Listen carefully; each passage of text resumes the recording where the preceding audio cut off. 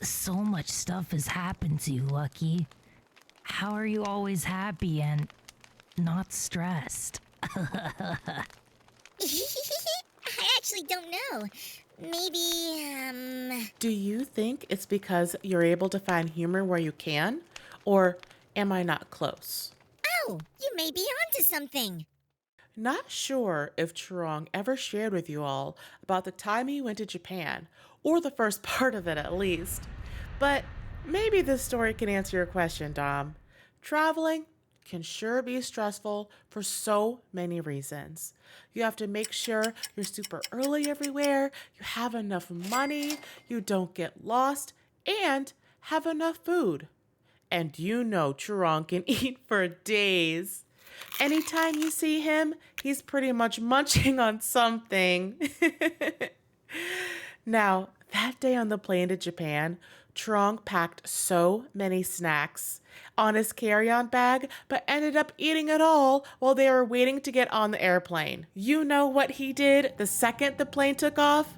Of course, he had to ask the flight attendant for snacks. Normally, people would ask what they would have or do a quick look around the cart for snack options. When it was his turn, he yelled to the flight attendant he would like one of everything, please. He turned to his wife and asked if she wanted anything, and she gave him that stare. You know that stare, the one that moms give their kids when they are doing something they aren't supposed to, but you're sure lucky that you're in public kind of look. Truong nervously laughed as he told the flight attendant he would only take a handful of snacks instead. Being a 12-hour flight, everyone was served 3 meals on top of the snacks you could buy. Truong could hear his stomach grow in between each meal. When everyone was asleep, he quietly went to the crew with money in hand to buy a lot more snacks. One of the passengers next to Truong woke up to the sound of Truong munching on chips. Truong noticed, but didn't stop. A few more passengers woke up and looked towards Truong. I'm sure he was at least a tiny bit stressed. I would have put the chips away, but Truong grabbed his other snacks instead and gave some to the passengers that were awake and ate the quieter snacks as he giggled. When his wife woke up, all she saw was the mountain of wrappers. She told him he better still be hungry because when they land, their friends and them were going straight to a restaurant to eat right after dropping off their luggage at the hotel. She was not kidding. Before he knew it, Truong was sitting down with his wife and friends getting their very first Japanese meal. It was then that it hit Truong. He had to use the bathroom fast! Knowing zero Japanese, Truong got up and tried to find the bathroom. He immediately got lost. I wonder if this is where he got his idea to build mazes on the Lost Isle. If you ever had to rush to a bathroom, you know the stress that was going through Truong's mind and Tommy. He kept laughing as he was trying to find a bathroom symbol in the building. With some luck, he found it. The bathroom he ended up in was rather small. Truong is almost 6'2". He rushed to sit on that toilet and noticed the door wouldn't close.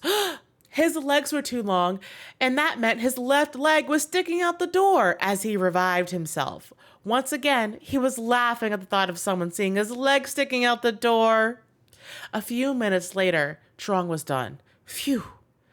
I don't know how all bathrooms work, but in America and on Lost, there's usually a lever near the back you can reach around and pull to flush. What Truong didn't notice was the toilet that he sat on had a bazillion buttons, all in Japanese kanji.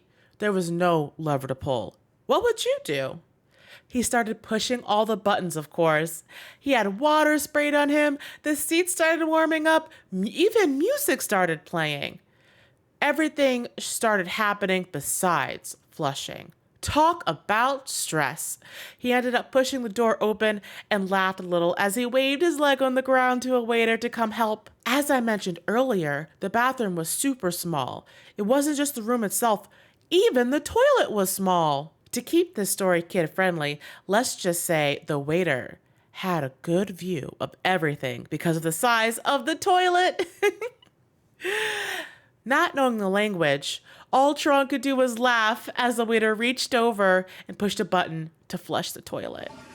Now, we all handle stress differently. Laughing works for Truongy and Lucky. It may not work for everyone.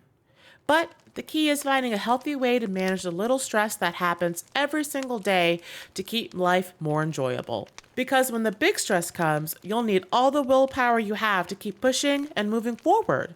And if you let the little things bother you every day and you're super stressed out every single second, you're going to struggle a lot when the big stress comes.